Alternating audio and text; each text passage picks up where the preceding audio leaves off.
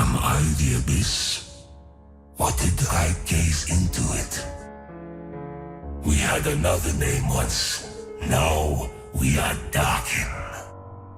I march to death. For I wish it was my own. I have no goodness left. It was taken from me, stolen. I am the nemesis of life.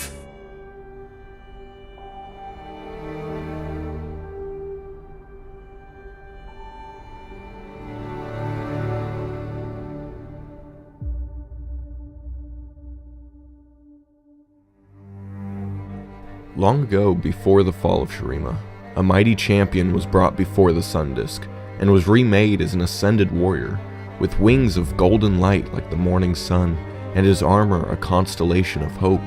Aatrox became a mighty and gilded warrior, the vanguard of every noble conflict. So true and just was his conduct that other god warriors would always gather at his side, and tens of thousands of mortals of Shurima marched behind him. For he took much pride in his work, and had much goodness in his heart. And so when help was needed to quell a rebellion in Acathium, Aatrox answered without hesitation. But no one could have predicted the horrors that the rebels would unleash, for they let loose an ancient terror beyond their comprehension, the Void. It quickly overran the rebellion, annihilating everything and everyone in its path. And although Shurima would eventually stifle the Void's advances, it would come at a great cost to the Ascended Warriors. For when they stared into the Void, it ripped something from their very souls, and certain emotions would grow in its place, a wrenching nostalgia, a lost joy, a sincere hope to reclaim it. So when the fall of Shurima came with no monarch left to serve, nor conflict to test them, they began to clash with one another, beginning a war for the scraps of their once glorious kingdom. This loss of hope and humanity was when they became known as the Darkin. And this war would eventually gather the attentions of the Targonians, who sent the aspect of Twilight to inform the mortals on how to deceive and entrap the Darkin in the very weapons they used to wage war, bonding their immortal essences to them.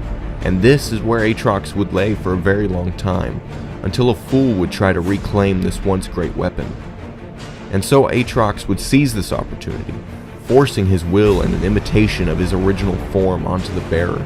Aatrox would then search endlessly for a way to return to his ascended form, but he could not escape this new larger cage. Despair and grief would grow in his heart, for the heavenly powers he once embodied had been wiped from the world, and was no more than a reminder of what he once was. This left him with a conclusion that only a truly desperate soul could come to. If he could not free himself from this cage, then he would embrace oblivion, clinging to a false hope that if he could just destroy the very universe itself, then maybe, just maybe, him and his blade will finally cease to exist, unknowingly becoming that which he fought in Acathia all those years ago. I really appreciate that you watched all the way through. I hope you enjoyed it. And if so, I'll see you next time. Have a good rest of your day.